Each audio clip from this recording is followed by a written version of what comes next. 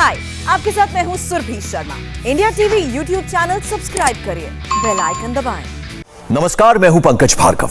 इस वक्त सिर्फ कोरोना से नहीं लड़ना है, बल्कि कोरोना काल के ठगों से भी बचना है, क्योंकि मोबाइल से लेकर सोशल मीडिया तक ऑक्सीजन सिलेंडर से लेकर रेमडेसिविर इंजेक्शन के नाम पर धोखाधड़ी की जा रही है। अगर कोई आपसे एडवांस लेकर मदद करने का वादा करता है, अगर कोई आपसे ऑक्सीजन सिलेंडर के नाम पर आधार कार्ड मांगता है, अगर आपके साथ भी ऑनलाइन फ्रॉड हुआ है, तो आपको क्या करना है, रिपोर्ट में देखिए।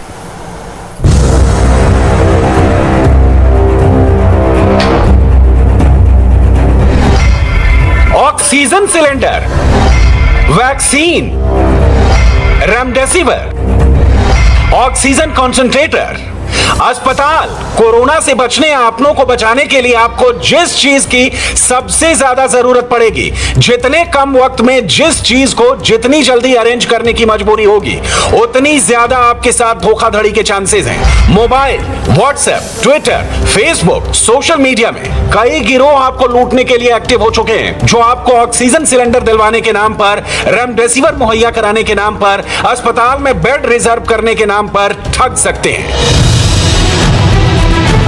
ये दिल्ली की रहने वाली हरीना है, जिसको ऑक्सीजन सिलेंडर की सख्त जरूरत थी। सोशल मीडिया में वेरीफाइड नाम से घूम रहा ऐसा एक नंबर इनको भी मिला, जिसने ऑक्सीजन दिलाने का वादा किया। फिर क्या हुआ, वो हरीना से जानिए। नमस्कार, मेरा नाम हरीना है और मैं दिल्ली की रहने वाली हूँ। 2 से 3 मई की बात है, हमारे साथ ऑक्सीजन का फ्रॉड हुआ था, जो आजकल बहुत ही हर किसी से सुनने को मिल रहा है कि उनके साथ भी हो रहा है। 2 मई को वेरीफाइड लीड के नाम से ही एक कॉन्टैक्ट के थ्रू जो सोशल मीडिया पे हमें लीड्स मिलते, उससे नंबर मिला था, जिसमें पंकज नाम का था वो फ्रॉड जिसने किया। उन्होंने अपने आप को एक ऑक्सीजन डीलर के तौर पे दिखाया और बोला कि 7,500 की पेमेंट करने पर उन्होंने जो भी रेट अलग अलग सिलेंडर के बताए थे, 7,500 की एक सिलेंडर की एडवांस पेमेंट करके अगले दिन डिलीवर हो जाएगा सिलेंडर, और बचा हुआ पेमेंट जो है, जो भी आपका बचा हुआ अमाउंट होगा, आपको वो देना होगा। तो हमने ऐसे 2 सिलेंडर जो थे उनसे लिए, तो हमने 15,000 का पेमेंट करा, लेकिन हमें सिलेंडर नहीं मिले। उन्होंने ये बोला कि आप जब तक पूरी पेमेंट नहीं करोगे आपको सिलेंडर नहीं मिलेंगे, और बहुत हमने नेगोशिएट भी किया। हमने उनको बोला कि आपके पास जितने पैसे हैं उतने का ही आप सिलेंडर भेज दो, उनके पास वो क्वांटिटी, लेकिन वो फ्रॉड था, तो हमें सिलेंडर कभी मिला नहीं। ये अमिता हैं, दिल्ली के लेडी श्रीराम कॉलेज में पढ़ती हैं। अमिता की मम्मी को कोरोना हो गया था, डॉक्टर्स ने रेमडेसिविर लाने को कहा, लेकिन मदद के नाम पर अमिता से भी ऑनलाइन फ्रॉड हुआ। Amita Malik, MA final year student, lady Shriram से। 27 अप्रैल की रात को मेरी माँ as a critical COVID patient south Delhi के एक आईसीयू बेड में एडमिट हुई। वहाँ उनके ट्रीटमेंट के लिए सारी फैसिलिटीज़ मौजूद थी, सिवाय रेमडेसिविर इंजेक्शन के। डॉक्टर ने बताया उनके लंग्स 35% कैपेसिटी पर काम कर रहे थे और इन्फेक्शन को और फैलने से रोकने के लिए उन्हें रेमडेसिविर की सख्त ज़रूरत थी। उस समय रात को ना तो कोई फार्मेसीज ओपन थी, ना कोई कोविड हेल्पलाइन पोर्टल्स काम कर रही थी कि आप नंबर पर व्हाट्सएप करिए पेशेंट के Covid report, Aadhaar card and doctor के प्रिस्क्रिप्शन के साथ, और वो डायरेक्टली आकर हॉस्पिटल में डिलीवर करेंगे। इन हैंड आप उनसे नहीं खरीद सकते, ताकि काला बाजारी ना हो। अब ये सब सुन के आपको भी लगेगा कि ये लेजिटिमेट सोर्स है। मैंने भी एक जगह पे ऐसे बुक करा, 50% एडवांस पेमेंट करी, बट इमीडिएटली उसका फ़ोन ऑफ हो गया। ये आयशा फलक हैं, नेशनल लेवल की शूटर हैं, देश का नाम रोशन करने का बीड़ा उठाया है, लेकिन आयशा को जब ऑक्सीजन की सख्त जरूरत थी तो उनको मिला फ्रॉड। मैं नेशनल लेवल की शूटर हूँ। मेरे एक रिश्तेदार की तबीयत खराब थी और उन्हें ऑक्सीजन सिलेंडर की ज़रूरत थी, जिनके हेल्प के लिए मैंने व्हाट्सएप पे नंबर आए हुए पे एक कांटेक्ट किया, जिसमें जैन ऑक्सीजन के नाम से एक नंबर आया हुआ था। मैंने जब उस पर बात की तो उन्होंने मुझे 24,000 का 50 लीटर का सिलेंडर देने का आश्वासन दिया, जिसके अगेंस्ट उन्होंने मुझे 5,000 रुपये एडवांस पेमेंट करने को दिया। तो मैंने उनके अकाउंट नंबर मंगाकर उसमें 5,000 रुपये डलवा दिए दिए और जब दोपहर को 12 बजे से रात के 10 बजे तक हमारा यही कॉन्वर्सेशन चलता रहा कि सिलेंडर आ रहा है, रास्ते में है, टायर खराब हो गया, स्टेपनी नहीं है। तो ऐसे करते करते रात हो गई। जब रात हुई तो फिर हमने थोड़ा उनको गुस्सा करना शुरू किया कि भाई हमारे पेशेंट की हालत बहुत सीरियस है, तुम सिलेंडर कब तक पहुंचाओगे और वरना मैं पुलिस कंप्लेंट कर दूंगी। उसके बाद से उन्होंने फोन को स्विच ऑफ कर दिया। कोरोना काल में सोशल मीडिया के जरिए बहुत लोगों की मदद हुई है, लेकिन इसी प्लेटफॉर्म को ठगों ने अपना सबसे बड़ा हथियार बना लिया है। अब जरा समझिए कैसे ये लोग मदद के नाम पर फ्रॉड करते हैं। सोशल मीडिया में ऑक्सीजन सिलेंडर या दवाई दिलाने के नाम पर अपना नंबर वायरल करते हैं। पोस्ट में वेरीफाइड लिखा होता है ताकि लोगों को जल्द यकीन हो जाए। संपर्क करने पर आपसे आपका आधार कार्ड और मरीज की डिटेल लेते हैं, एडवांस पेमेंट ऑनलाइन मंगवाते हैं और फिर नंबर बंद। दिल्ली में सबसे ज्यादा ऑक्सीजन क्राइसिस है, इसलिए यहां पर सबसे ज्यादा फ्रॉड हो रहा है। हर रोज पुलिस ऐसे ठगों को गिरफ्तार कर रही है। हद तो तब हो गई जब कैट एम्बुलेंस में काम करने वाले लोग ही ऑक्सीजन की ब्लैक मार्केटिंग करने लगे। दिल्ली के अंबेडकर नगर थाना पुलिस ने ऑक्सीजन सिलेंडर की ब्लैक मार्केटिंग करने वाले 2 लोगों को गिरफ्तार किया है। ये दोनों ही लोग दिल्ली कैट्स एम्बुलेंस में काम करते हैं।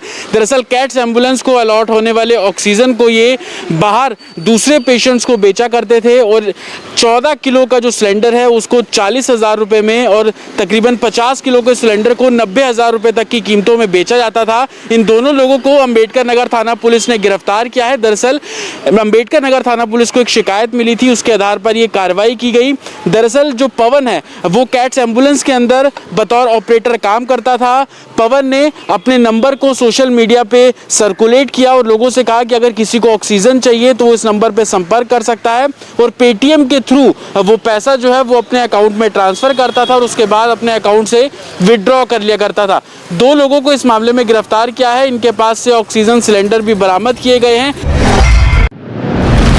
दिल्ली पुलिस ब्लैक मार्केटिंग और फ्रॉड करने वालों पर लगातार कार्रवाई कर रही है। दिल्ली में 3 लोगों को गिरफ्तार किया। आरोप है ये लोग रेमडेसिविर इंजेक्शन को 32,000 रुपए में बेच रहे थे। पश्चिम विहार थाने आउटर जिले की पुलिस ने एक नंबर को ट्रैक किया और उस नंबर को ट्रैक करते हुए डिकॉय सेटअप किया और ट्रैप के सारे हमने 3 लोगों को इसमें नैप किया है।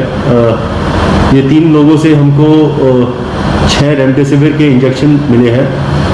एक एक्यूज जिसमें से एनकेएस हॉस्पिटल गुलाबी बाग में नर्सिंग असिस्टेंट के रूप में कार्यरत है। एक अन्य एक्यूज जो है वो गायत्री हॉस्पिटल गाजियाबाद में कार्यरत है। तो इस तरीके से आउटर जिला पश्चिम विहार थाने की पुलिस ने 3 एक्यूज को पकड़ा है।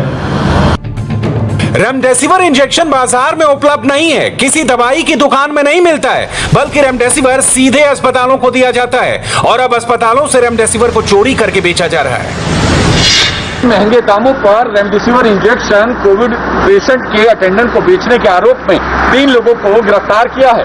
दरअसल दिल्ली पुलिस को एक सूचना मिली थी, जिसके बाद दिल्ली पुलिस ने इनमें से एक आरोपी अंशुल से ग्राहक बनकर संपर्क किया और रेमडेसिविर इंजेक्शन की डिमांड की, जिसके बाद सौदा 32,000 रुपए में तय हुआ।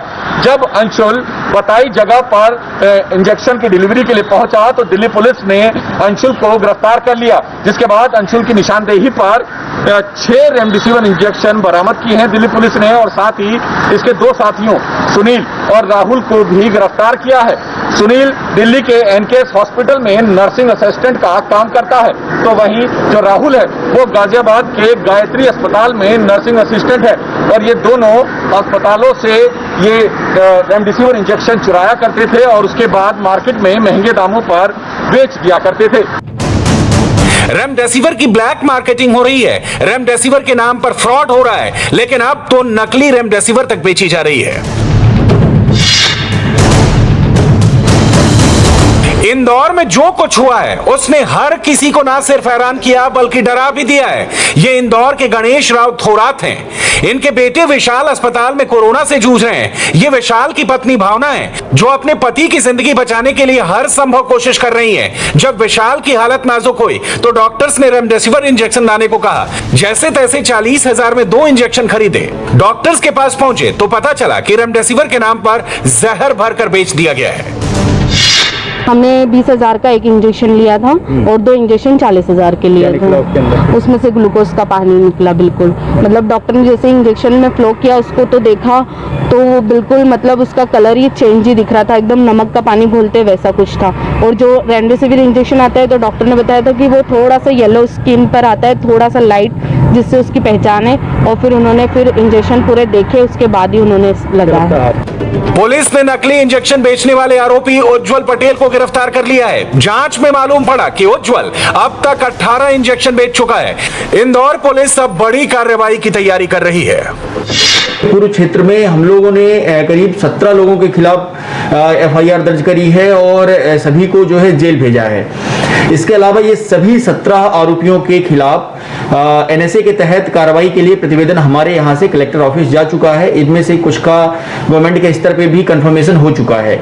इसके अलावा ये जो जितने भी इस तरह के दुष्ट लोग हैं उनको जो है किसी भी तरीके से बख्शा नहीं जाएगा। इनकी पूरी प्रॉपर्टी डिटेल हम लोग निकलवा रहे हैं और प्रॉपर्टी डिटेल निकलवाने के बाद में यदि इनका नियम विरुद्ध तरीके से इन्होंने घर बनाया होगा तो हम नगर निगम को लिख रहे हैं कि इनका घर भी तोड़ा जाए। इंदौर में अगर डॉक्टर सही वक्त पर नकली रेमडेसिविर को ना पहचान पाते तो विशाल की जान तक जा सकती थी। जबलपुर में तो सच जानते हुए भी मरीजों को नकली रेमडेसिविर के इंजेक्शन दे दिए।